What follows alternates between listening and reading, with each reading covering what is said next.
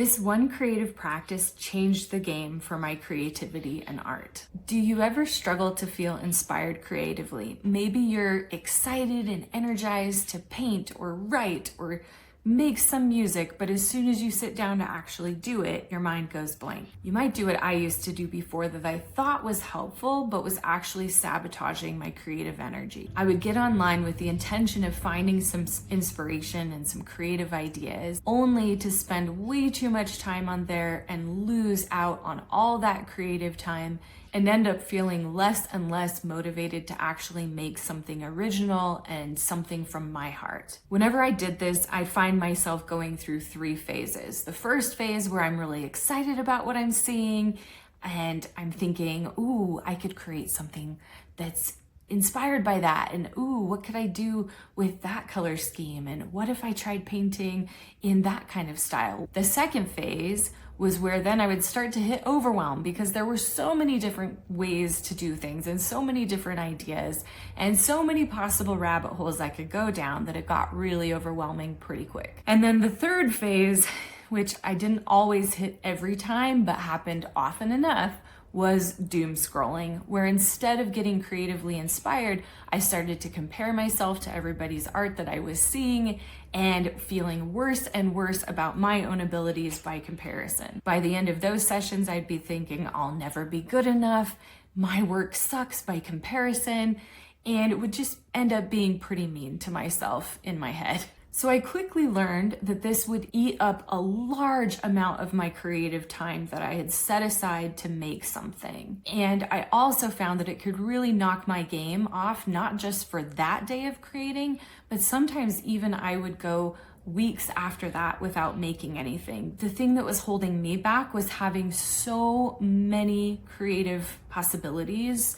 at my fingertips through social media and Pinterest that I knew that was a huge piece that I needed to address in order to help myself to stay creatively inspired and actually stay focused and make stuff. So I had the crazy idea of what if I started to print out some of the things that were inspiring me online and paste them into a sketchbook where I could just refer to that for inspiration.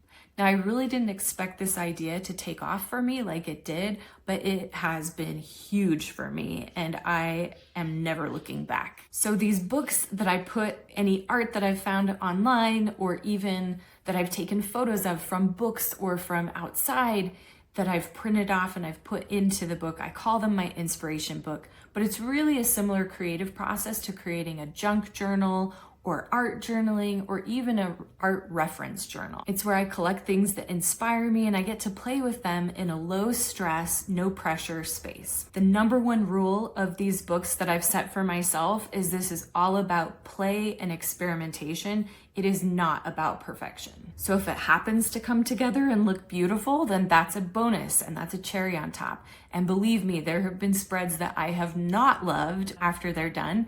And then I've decided to either tear them out of the book because it's not a book that I feel super precious about when I'm in the midst of creating it, or I've even pasted things over the top of the spreads that I don't like, and then I'm still able to use those pages. The experience of going through and making the ugly spreads, though, were so instructive that it was so worth it to go through that process versus how I used to create, which is being really held up by what if I can't create something beautiful in this art session, and it would totally cripple me into trying anything new. So now I let myself try lots of things, and if I don't end up liking it, I'll remember what I don't like and I don't have to keep looking at it in my inspiration book. And so that's how I've found to get around my perfectionism. In some ways, it's like creating a mood board for whatever creative project or endeavor you're about to undertake.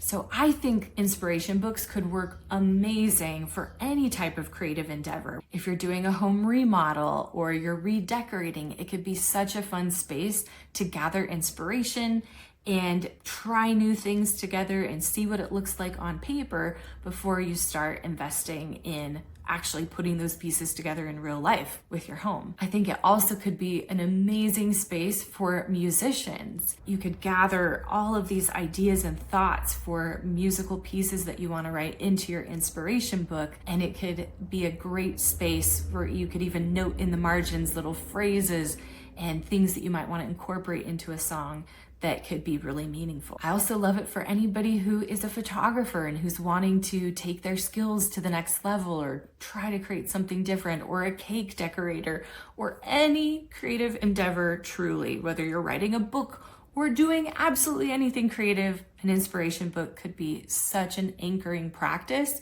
and a really supportive tool. I want to be really clear that as I'm promoting looking at art online, printing it off, putting it in your book, that this is purely for personal use. This is not meant to be a way that you're reproducing art or even recreating it. In fact, I've found that having this small size of book is perfect for my weaker moments when I'm feeling like, but their art is so much better than mine and I need to copy it. No, it's not a space to copy. And I love how small the images are. They really are like thumbnails.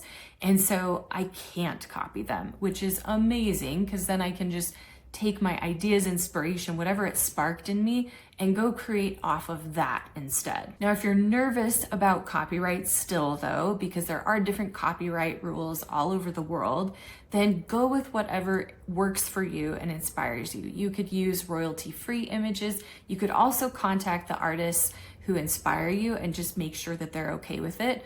Personally, like needing to show that an idea was inspired heavily by somebody else's work, then I know where to find that artist in my Pinterest boards so that then I can give them proper attribution, which is so important for artists. I'm a huge believer in giving artists credit and not stealing their work or copying their work. We all have so much originality. We have so much diverse experience. The way that you've experienced the world is very different than how I've experienced the world. The way that we see the world is different. And so I think of these books as a good exercise also to just help us find our style. Because if you are newer to creating and you're not quite sure what your style looks like, just being able to play with what lights you up and what inspires you can be a really powerful exercise to get more clear on what your style is and to help you see further paths that you might want to go on. I remember in the beginning of my creative journey, I was so paralyzed by all the options and possibilities.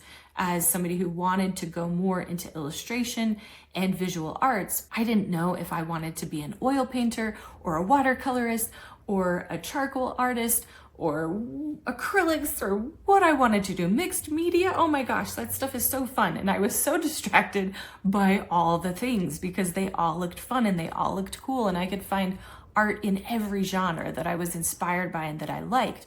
But as I started to go through this practice of building out my book and really finding what were the kinds of things that I kept gravitating towards over and over again, what were the colors, what were the styles, I began to see my own style emerging more and more in my art and in my inspiration book. Another artist I love and am very inspired by, Laura Horn, talks about getting to the point in your artistic journey where you can be inspired by your old art.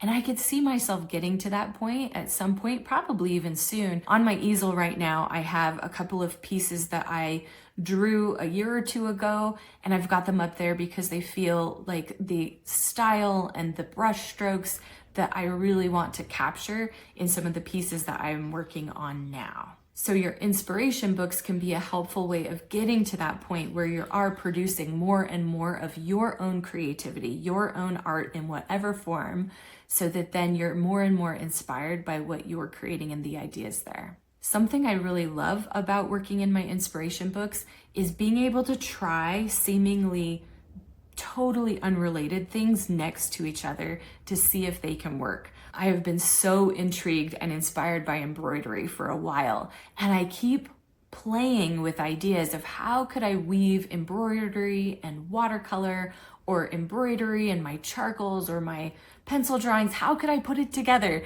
And so this has been a great exercise to pull in embroidery and put it next to some of the types of art that are similar to my style or even some of my art, and just fiddle with it and see if it could fit and work together. And it's really helped me clarify what I like aesthetically before then I sit down and spend hours and days trying it on my own from scratch, which can take a lot of energy and a lot of time to then only get to the end and feel like, oh, this didn't turn out how I thought it would in my head. Instead, I'm able to take a lot more of those things I think might work in my head and try them on the page. And then if I'm really excited and I'm thinking, yeah, there's something here, there's something worth trying, then I take it to my own practice and start building out some bigger art pieces where I can really test those ideas more. It also just helps me organize my thoughts. So as I've been really inspired by certain fairy tales and myths, and I've been toying with and dreaming up how cool it would be to make a zine focused on that, or a children's picture book focused on that, then I've been able to gather different ideas and inspiration that all have to do with that theme, including words and quotes and phrases that go with it as well, and I can put it into my book. So you'll see, like what I did with the Selkie myth, where I was really fascinated and still am. I'm so excited to make even more with this, but these were some of the initial ideas and concepts that really lit me up, that were so fun to play with together and see how they work together. That's got me feeling way more confident about then now going out and creating that Selkie book with my own art style. A really key part of this whole journey with my inspiration books also came from listening to Carl Jung's The Red Book. In The Red Book, Carl Jung talks about his journey of getting more and more in touch with hearing his inner wisdom and hearing himself more clearly and hearing his soul and being able to communicate with his subconscious more clearly. And he talks about how he would start to treat every message that he received, or as many as he could in his dreams especially, he would treat them so carefully and like they were a treasure, and he would document them in his red book, sometimes even using like beautiful detailed strategies like what the monks used to use with illuminated text. And he would create these elaborate, beautiful drawings and writings, and he was very careful with all of that information that he was getting and all that inspiration he was getting from his subconscious and his soul. That idea really hit a nerve for me as I realized how I don't think I was really taking my inspiration very seriously.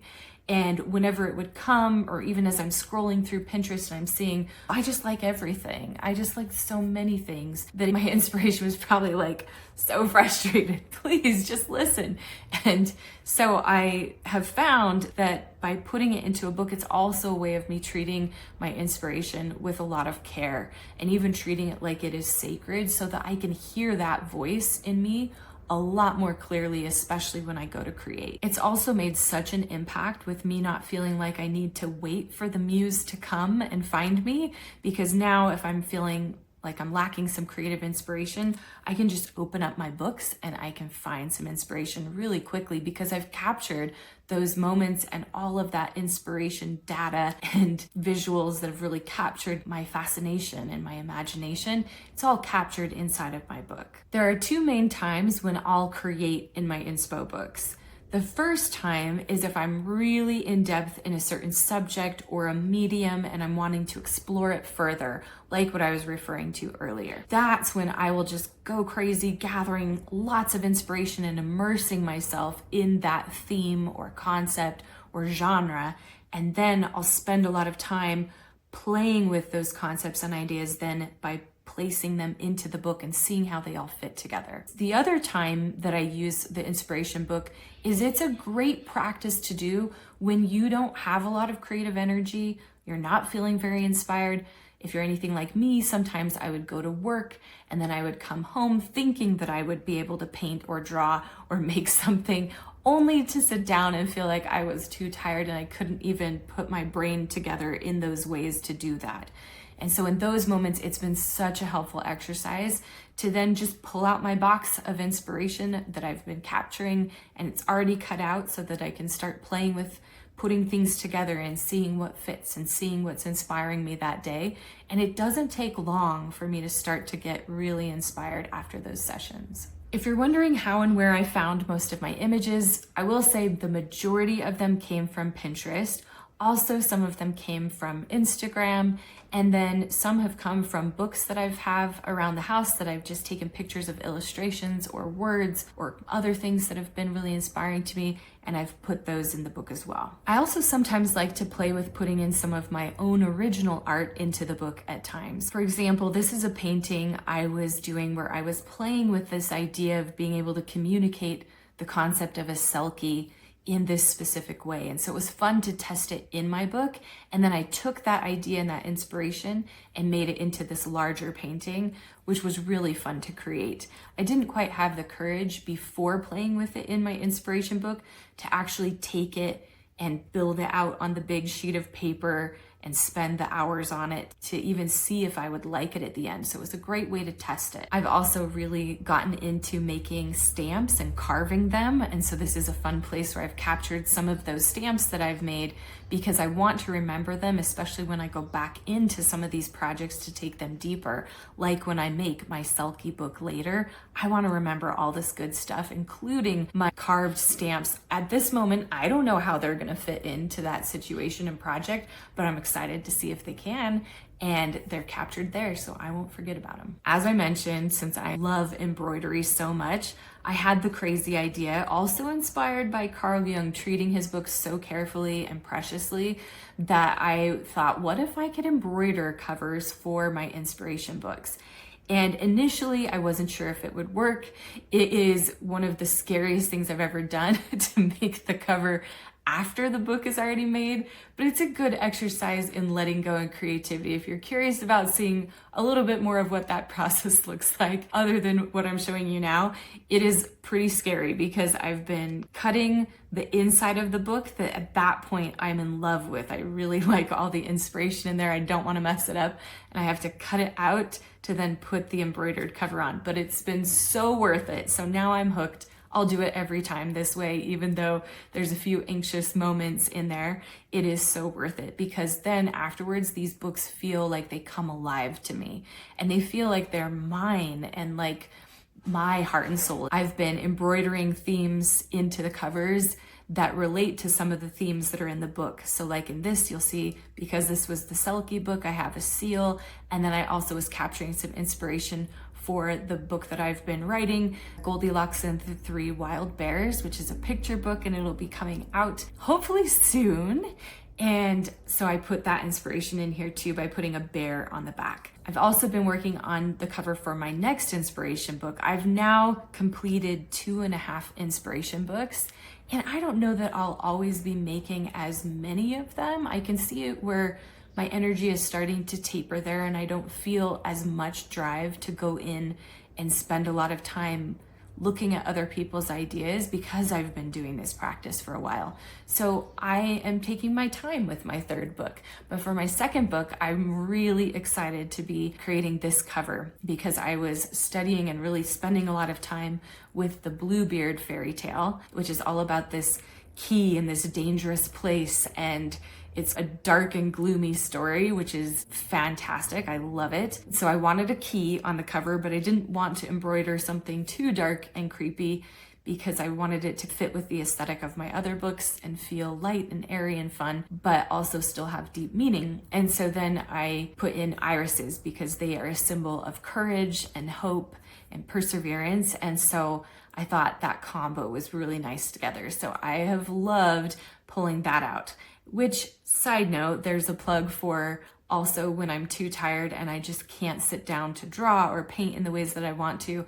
It's nice to have other things I can do like embroidery or like working in my Inspo book that still are creative and still are artistic and even meditative, but don't require quite as much mental energy as some of my other creative projects do. So how can you get started? Go gather stuff that you've already probably been gathering in your online spaces. Like if you've got some Pinterest boards already with creative inspiration in it, start printing it out, throw it in a book. I'll put the link to the sketchbook that I like in the notes below, just purely because it's a great size and the paper is good, but it's not like so high quality that I feel like I've got to be really careful with it, which would not work for me because I can really turn on perfectionism pretty quickly. And so I need the pages to feel like printer paper in a way, even though these are nicer than printer paper, so they can hold paint and mix media really nicely. You could use anything to make your inspiration book. The point is about getting to it, actually doing it, actually getting started, and just starting to honor and appreciate the inspiration and creative nudges that you're receiving, and start noticing patterns with what lights you up and what inspires you. So let me know if you'd like to try doing this, because I would love to cheer you on. Also, if you'd like some creative inspiration sent from me every month, you'll want to check out my Substack and Patreon, where I send out my monthly zines that are full of my own original artwork and writing. So go hop off now, gather your inspiration, and start putting it into your inspiration book, and let me know how it goes. I can't wait to hear about it.